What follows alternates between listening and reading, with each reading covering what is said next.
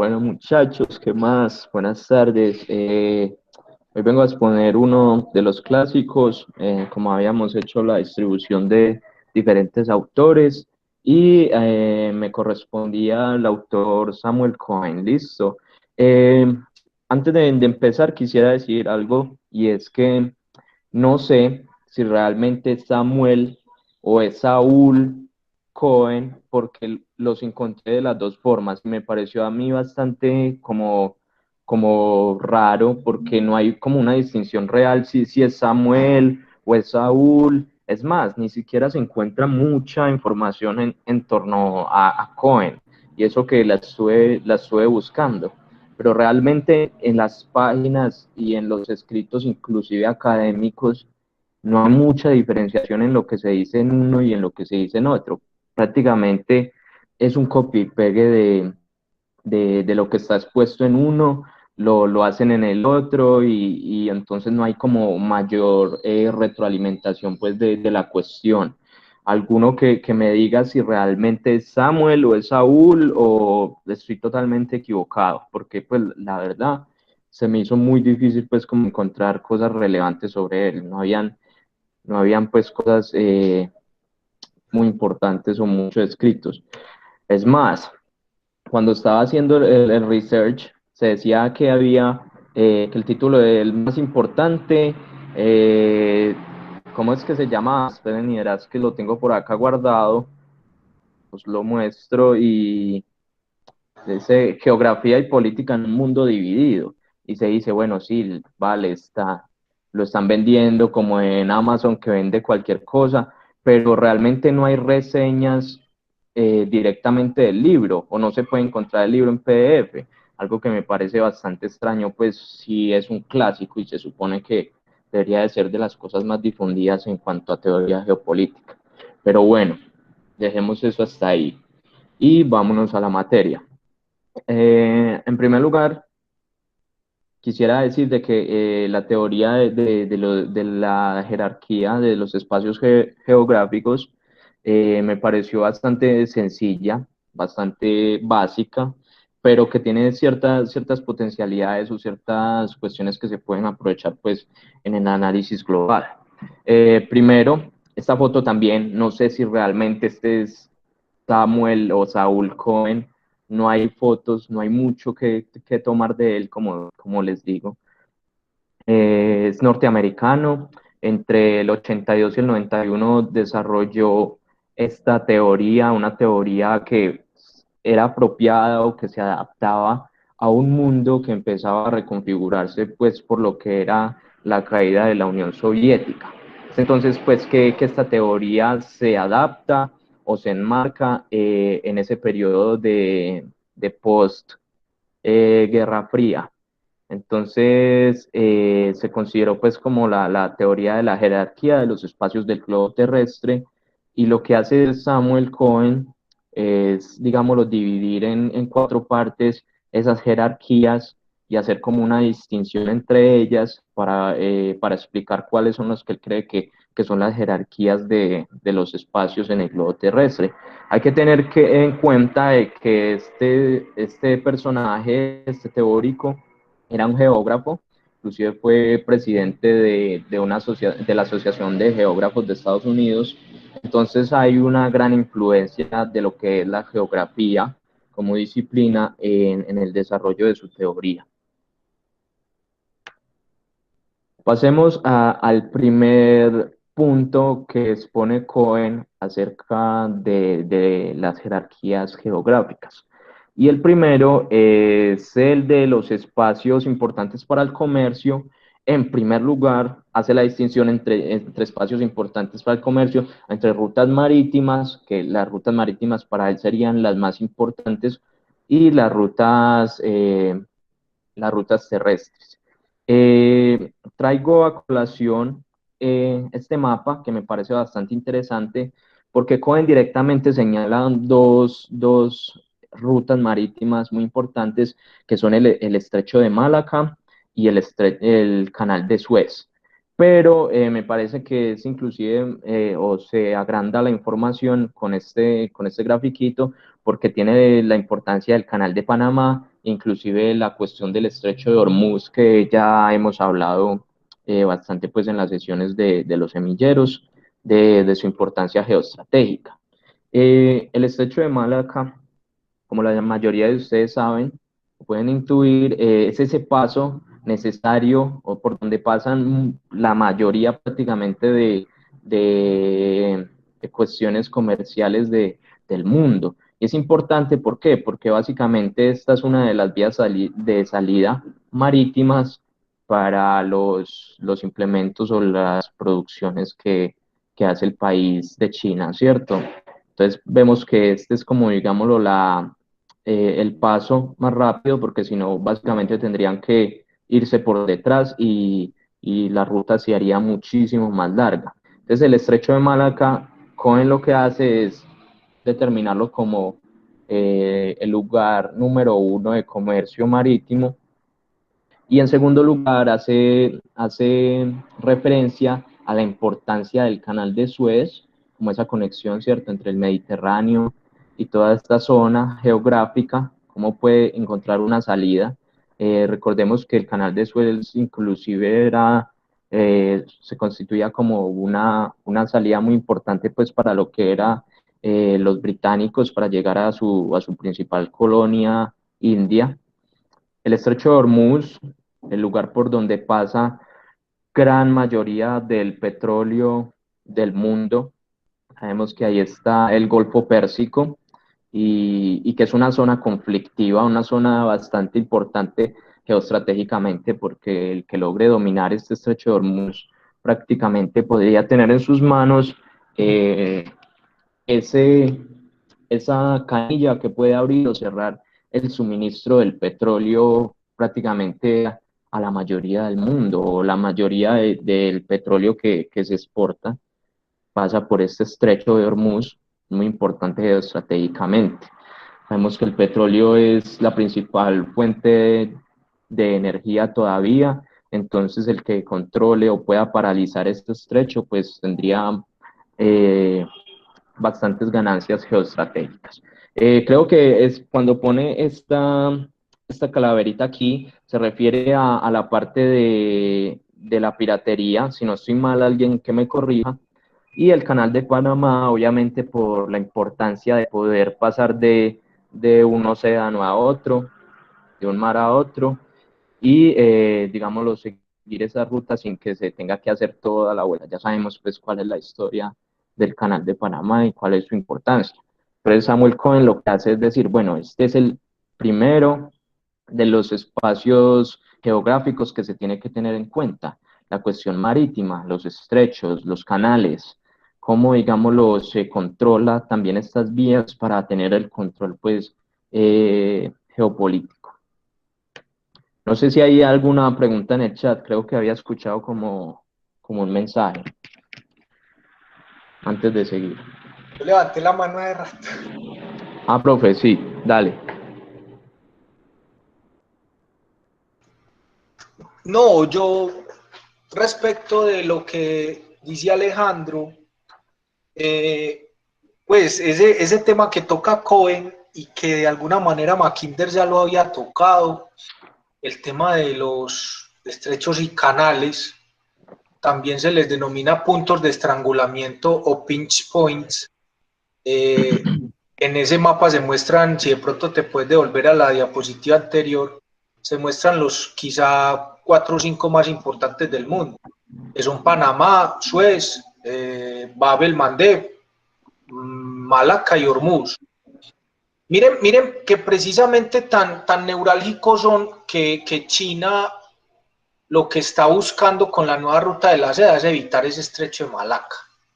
O sea, es ya no tener que pasar más por ahí su mercancía hacia el Medio Oriente y Europa, sino directamente por vía terrestre. O consolidando el puerto de Gwadar en Pakistán, se evita todo ese trayecto, por lo menos se evita el estrecho de Malaca. Ya tendría que pasar por Suez y Bab el Mandeb. Pero si lo logra hacer, por ejemplo, por vía terrestre hasta Europa, pues ya para China ese obstáculo estaría salvado. Y en el caso pues en el caso de Europa con Medio Oriente, lo que, pues una de las teorías que se ventilan respecto de la guerra de Siria es el llamado oleoducto, ¿cómo se llama? El, el gasoducto chiita, pues que era como la fórmula que tenía Irán, pasando por Irak y Siria, al puerto de Latakia, para, para evitar el paso por Bab el Mandeb y el Suez. Entonces miren que los proyectos siempre buscan, o sea, los nuevos proyectos lo que buscan es ser alternativas para evitar estos puntos de estrangulamiento, que, que están ahí y van a seguir estando ahí porque la geografía del planeta es fija. Era todo lo que quería decir. Listo, profe. Con respecto a lo que dice el profe también, qué bacano pues que en la presentación también podamos ir hablando y diciendo, cualquiera me interrumpe, porque yo creo que la cuestión del tema se presta mucho para ir hablándolo, para ir construyéndolo mientras se hace la exposición. Ok. En segundo lugar, la distinción que hace Cohen, como ya les decía, era la cuestión de las rutas terrestres, pero él hace una distinción bastante, ¿cómo se dice?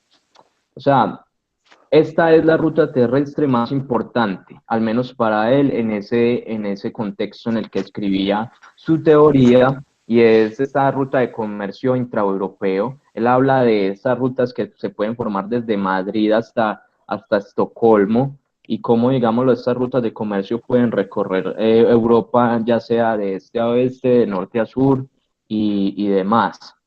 El gráfico que traigo aquí es meramente ilustrativo de cómo, digámoslo, estas rutas terrestres son importantes para él. ¿Por qué? Porque por ahí es donde se mueve todo el comercio europeo, y básicamente en Europa no se hace mayor uso pues de la capacidad marítima para las cuestiones comerciales, sino más bien la cuestión del comercio terrestre.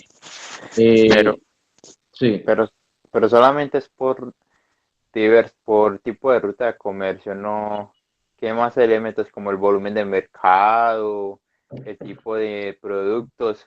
Porque si fuera por rutas, entonces hacia allá, y fuera por esas dos características, hacia allá hubiera banqueado hace rato a Europa.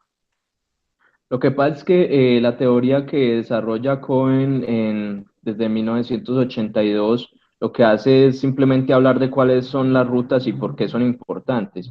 No hace una distinción o, digamos, empieza a hacer un análisis de cuál va a ser la importancia futuro, por ejemplo, de consolidar ciertas rutas con respecto a Asia, como vos lo decís. Entonces, por ejemplo, aquí él simplemente está diciendo, para Europa es muy importante la consolidación de estas rutas terrestres. ¿Por qué? Porque de ellas depende su intracomercio. Por eso hace la distinción de comercio intraeuropeo, no necesariamente de otro continente hacia Europa o de Europa hacia otro continente, porque eso ya tendría más que ver, por ejemplo, con la cuestión de cómo se utilizan los estrechos y las cuestiones marítimas. Si hablamos de las exportaciones europeas hacia otros continentes, pues realmente se tiene que hablar es de comercio marítimo. Acá lo que se hace es digámoslo, un acercamiento a la importancia de las rutas intraeuropeas para su propio comercio. No hace, digámoslo, un mayor análisis de la cuestión, al menos en lo que puede leer y estudiar para la exposición.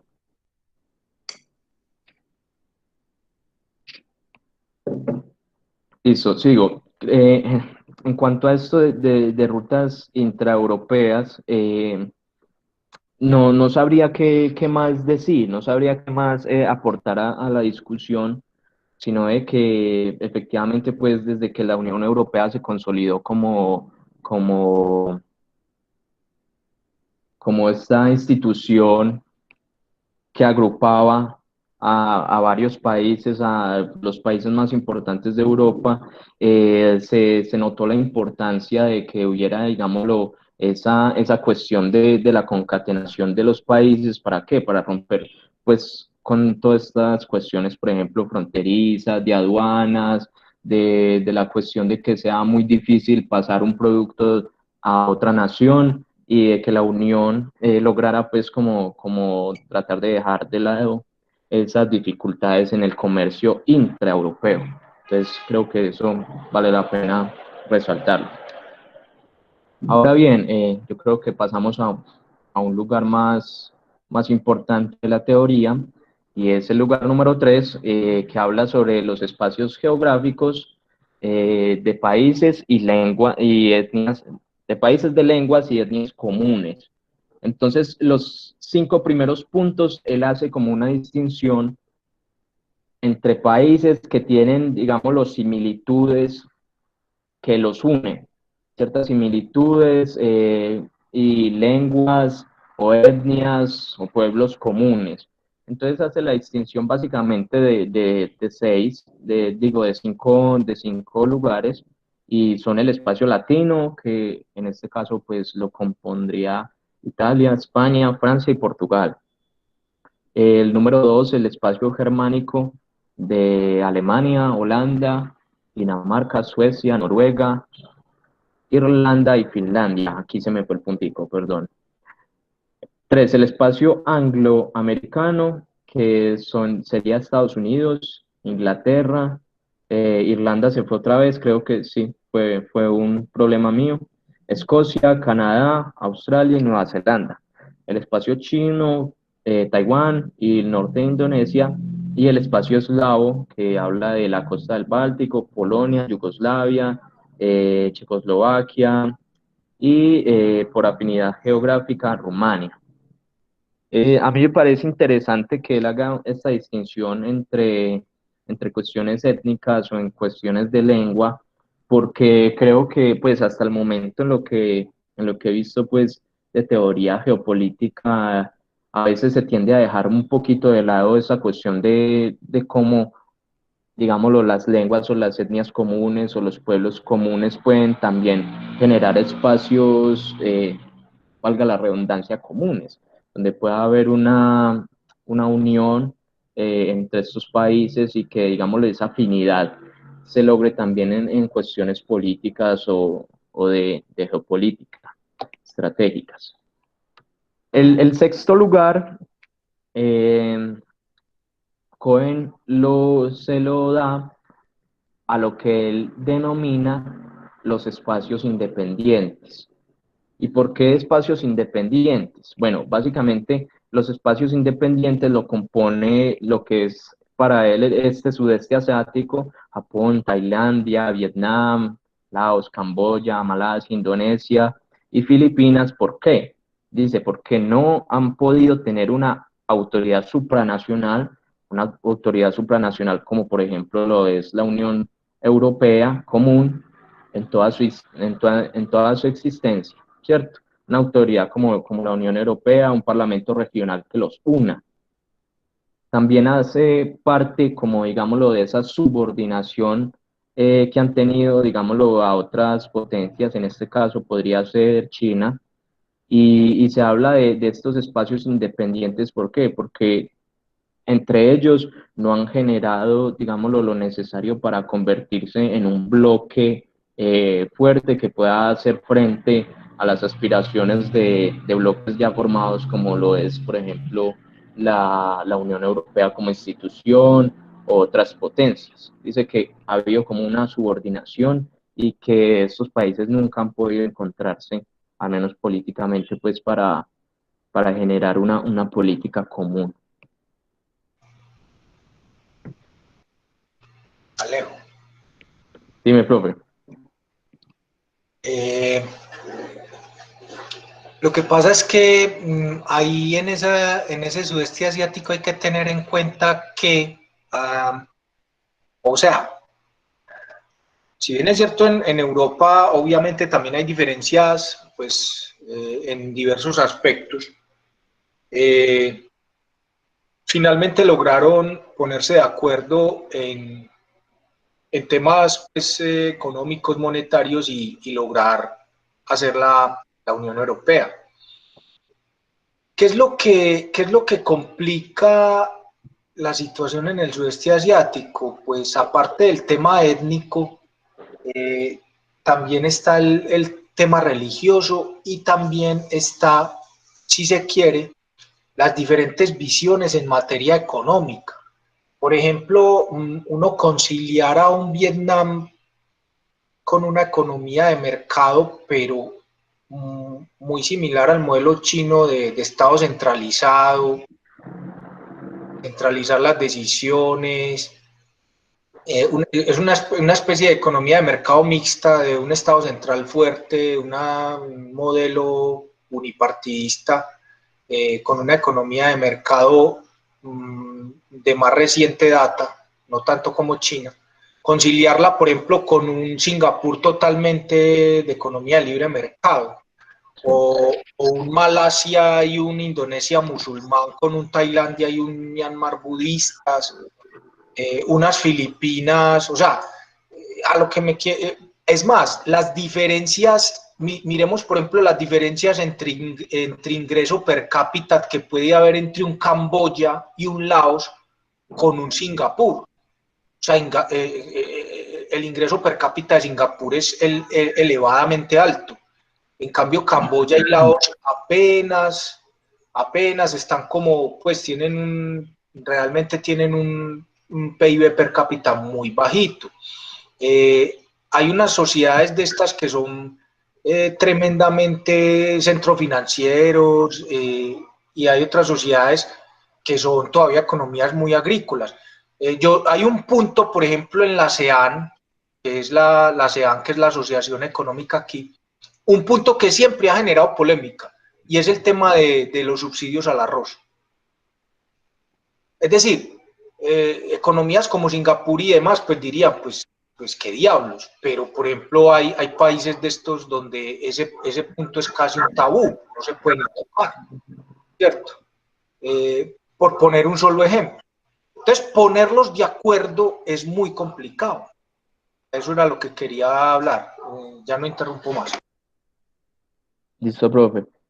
Sí, totalmente de acuerdo. E inclusive, por ejemplo, en la cuestión de la Unión Europea, creo que se dan ciertas condiciones para que la Unión Europea entre en vigor, porque en principio la Unión Europea no era un proyecto en sí mismo de transnacional, ¿cierto? Un proyecto de unir a las naciones en torno a cuestiones comunes, sino que la Unión Europea y la historia de la Unión Europea empieza es con una asociación del carbón y el metal, ¿cierto? De esta industria del carbón y el metal, y cómo, digámoslo, entre Francia y Alemania había que tener ciertos acuerdos mínimos en cuanto a la cuestión del metal y el carbón. ¿Por qué? Porque sabemos que el metal y el carbón eran los principales, o siguen siendo prácticamente los principales elementos para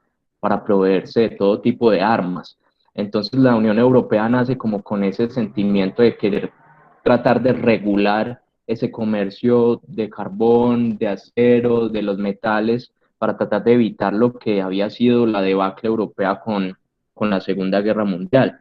Incluso pues las diferencias europeas, como lo ha dicho el profe, no son tan grandes, no son tan abismales como podemos ver en este sudeste asiático, e inclusive pues como que ese es un, digámoslo, uno de los problemas que tiene pues la teoría de que sí, realmente son espacios independientes, pero ¿por qué? O sea, ¿cuáles son las explicaciones a que estos lugares geográficos se hayan mantenido independientes?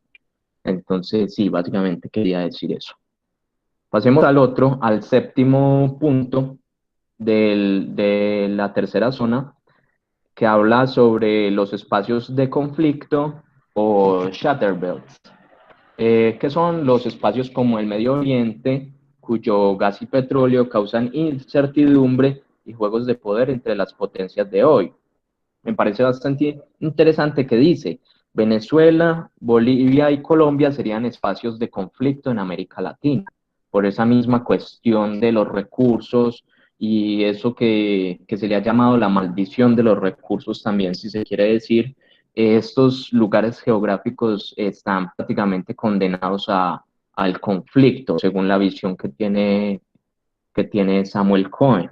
Entonces traigo a colación este mapa que ya había utilizado anteriormente de la cuestión de las potencias regionales y las zonas de influencia y cómo estas potencias regionales también han empezado a configurar una serie de conflictos en la zona de Medio Oriente que anteriormente estaban muy subordinados a las cuestiones de las potencias internacionales. Yo creo que la cuestión o la reconfiguración de Medio Oriente se está llevando a cabo inclusive por sus mismos actores, las grandes potencias como Turquía, Arabia Saudí e Irán, que están reconfigurando un mapa conflictivo en la región que ya no depende directamente de, digámoslo, de las decisiones estadounidenses o de las decisiones rusas o de las decisiones otrora de los británicos. Entonces me parecía pues bastante importante mirar la teoría de Samuel Cohen a la luz de las transformaciones que han surgido en los últimos años y ver este espacio de conflicto cómo se ha reconfigurado. Ahora no se habla directamente de potencias extranjeras que influyen en la región por la cuestión de los recursos, sino que ha empezado a tomar bastante relevancia digámoslo, esa carrera que han emprendido estas tres potencias en Medio Oriente para tener dominación sobre los demás vecinos. Entonces acá vemos lo que son las zonas de influencia de cada uno de estos bandos. Hablamos pues de Arabia Saudita, Irán y Turquía y cómo se han empezado a repartir Medio Oriente, y han empezado a reconfigurar ese poder que anteriormente Estados Unidos prácticamente decidía de forma unilateral.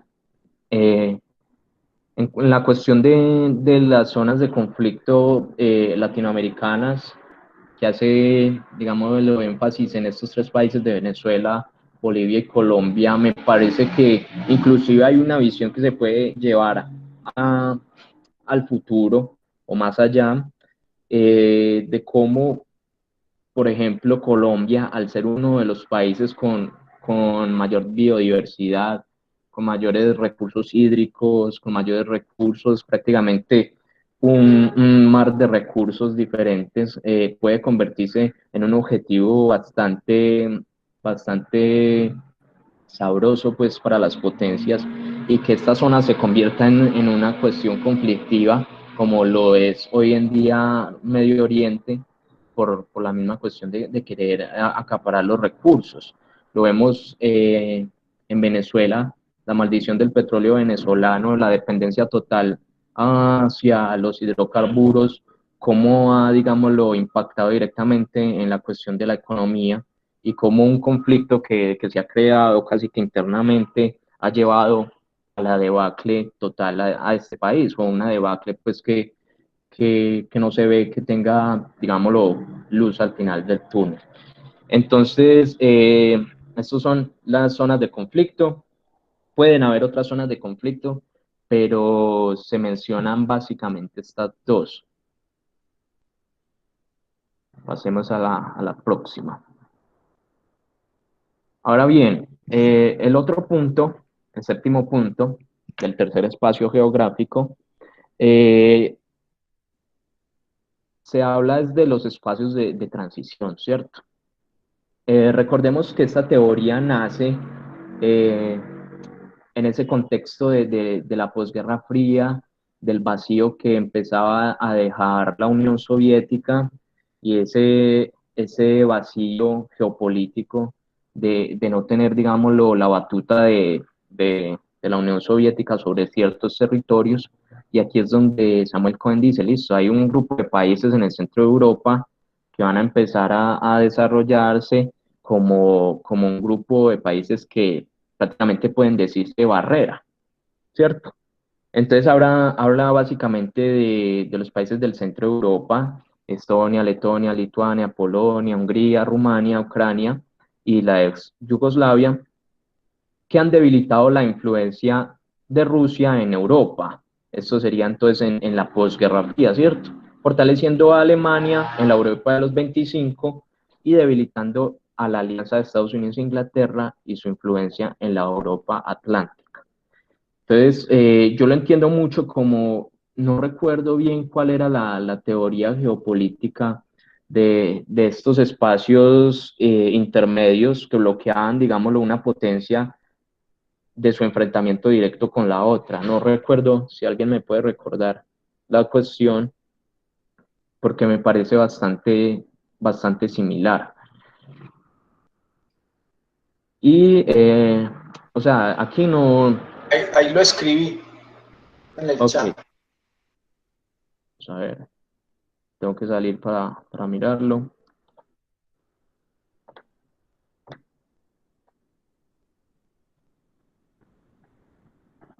Estados tapón, sí, creo que el profe lo había dicho hace poco. Volvamos a lo de la presentación.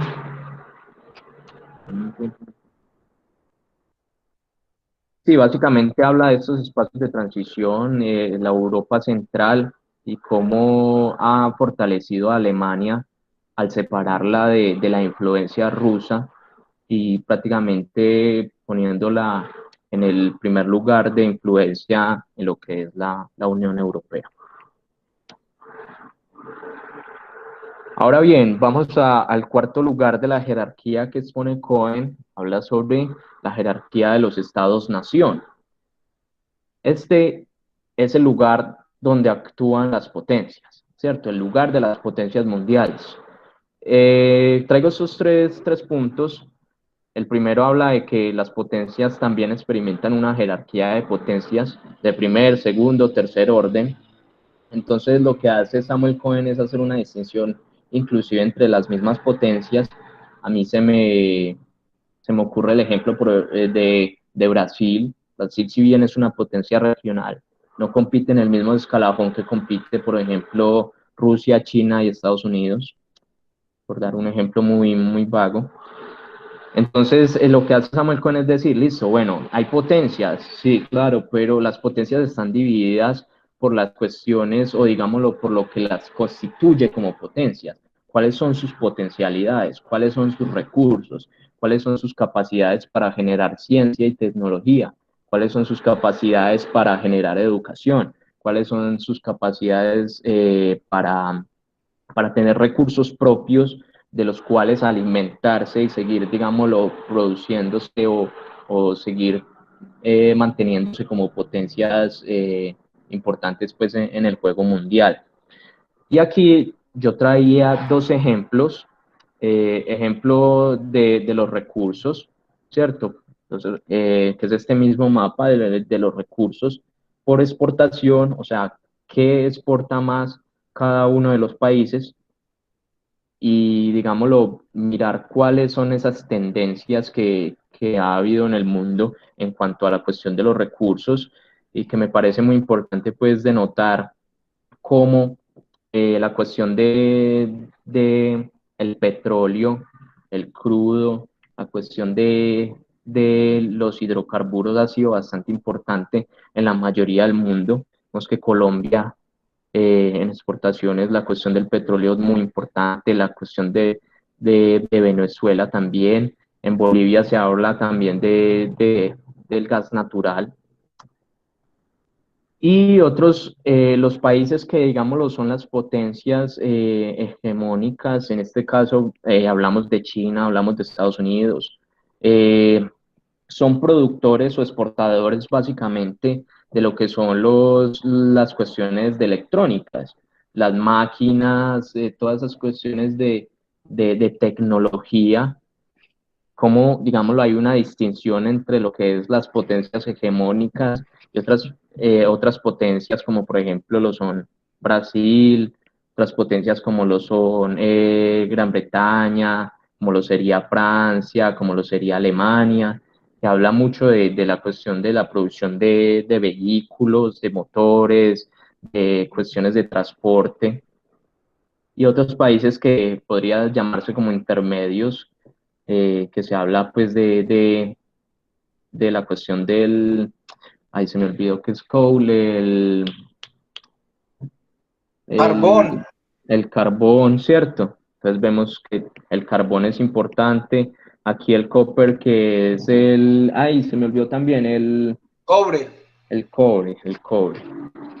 Y en otros países, pues, como el café y eso. Y el otro ejemplo que quería traer era el ejemplo que hablaba sobre el número de patentes. Cohen hace, digámoslo, esa distinción o habla sobre esta cuestión de cuántas patentes produce un país. Y esto habla bastante de cuál es su capacidad de generar ciencia y tecnología y de generar productos propios. Entonces aquí traigo el ejemplo de uno de los datos del Banco Mundial sobre solicitudes de patentes y vemos pues que hay una marcada diferencia entre Estados Unidos y China, los dos hegemones del mundo, y digámoslo, esta cuestión de las patentes. China dice aquí, según los datos del Banco Mundial, que 1.243.000. Dice que Estados Unidos 285.000 a fecha de 2019. Vemos que también un jugador importante en esta cuestión de las patentes es, por ejemplo, Corea del Sur, por ejemplo, Japón, Alemania, todos estos países pues que han estado adelantados a los demás en lo que es la producción científica y la producción de bienes que tienen un valor agregado, ¿cierto?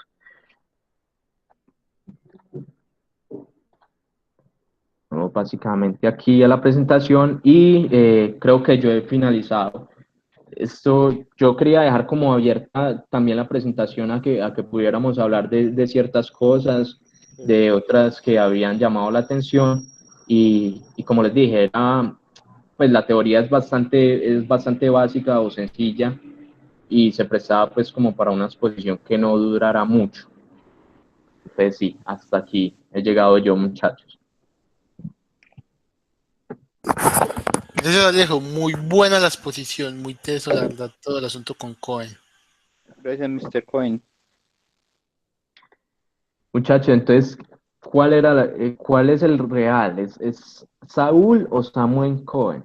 O sea, es que nunca lo terminé de entender. A ver, acá hay chat. Voy a dejar de presentarles. El profe gustoso que se habla. Pero Gustavo tiene la palabra. ¿Cómo así? ¿Por qué? ¿Por qué yo? Una alzada.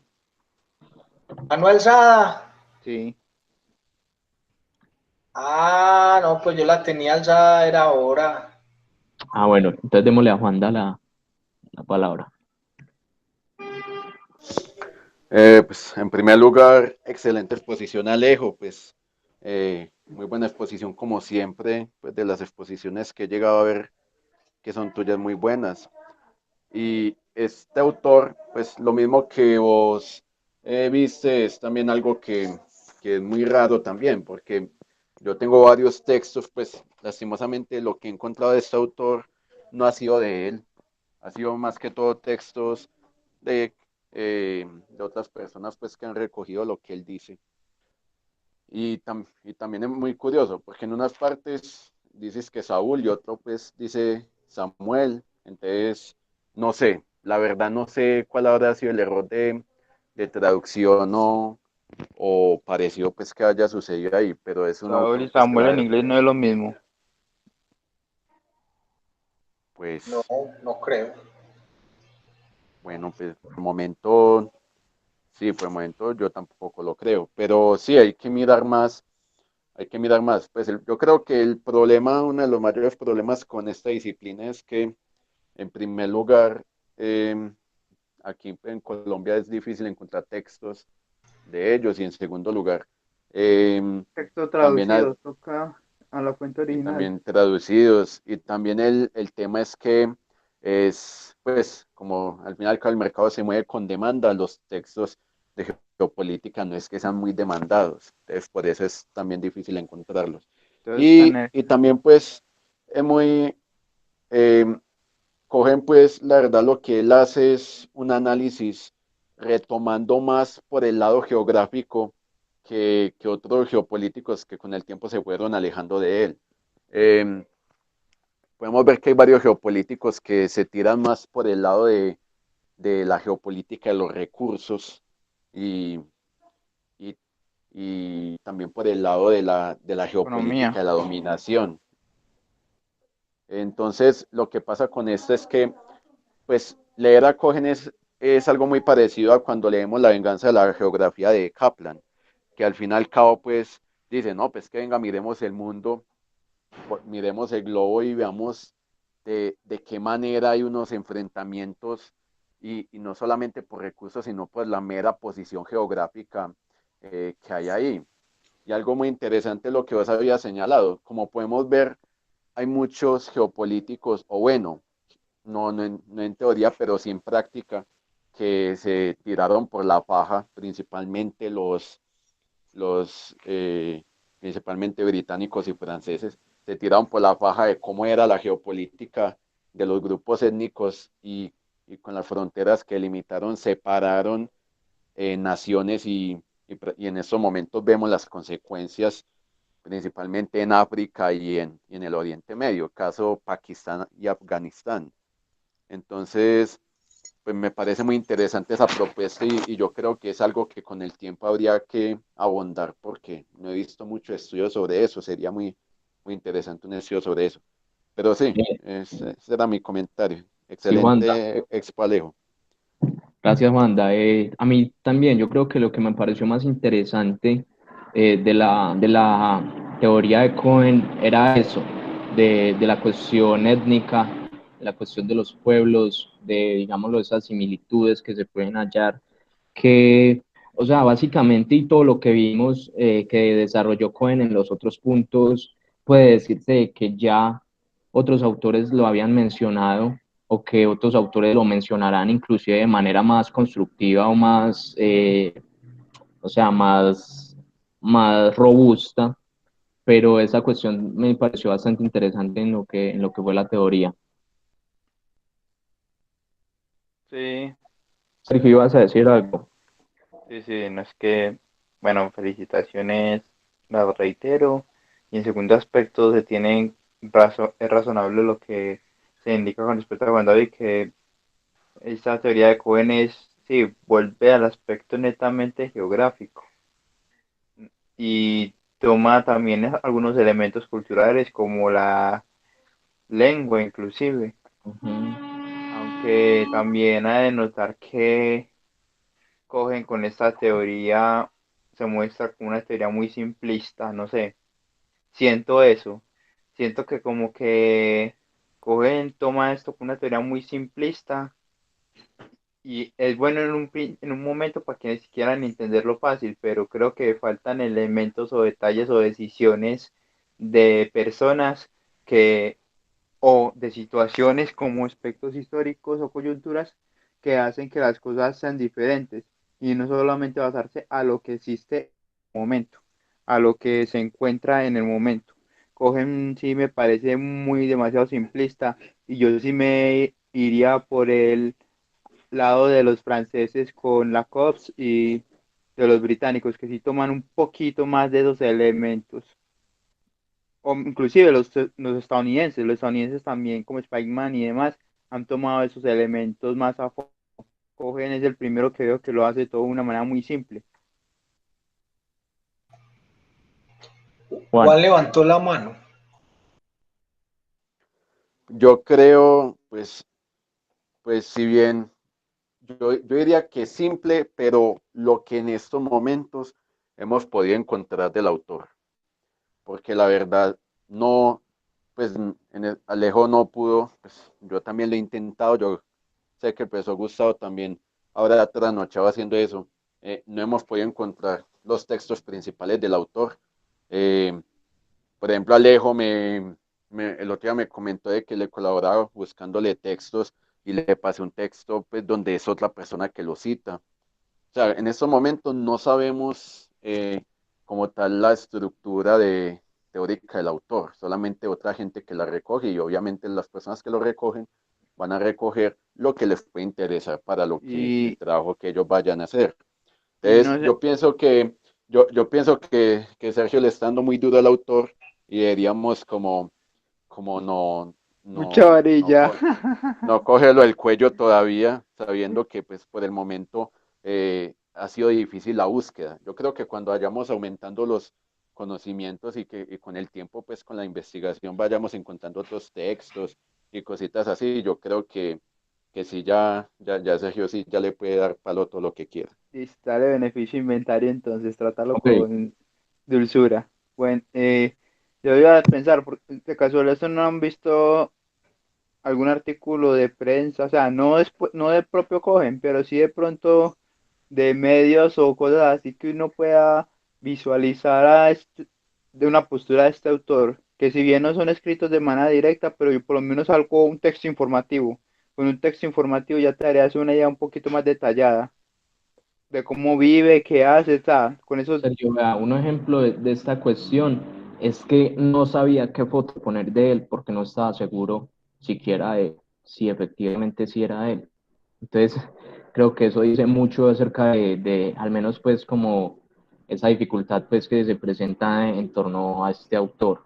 Y otra cosa que quería decir ya como finalizando, es que yo creo que estas teorías, y no sé si Juan esté de acuerdo, estas teorías se prestan mucho para la actualización, tratar de actualizarlas al contexto actual y tratar de verlas bajo la lupa del contexto de lo que está sucediendo hoy en día, porque vemos que la teoría en sí misma se desarrolla es para el contexto de la posguerra fría. Entonces yo creo que estas teorías para nosotros como estudiantes de ciencia política y que nos encanta pues la geopolítica, serían un objeto de actualización, de cómo nosotros podemos actualizarla y verla a través de la lupa, no sé, de un acontecimiento histórico o una coyuntura pues que se esté desarrollando.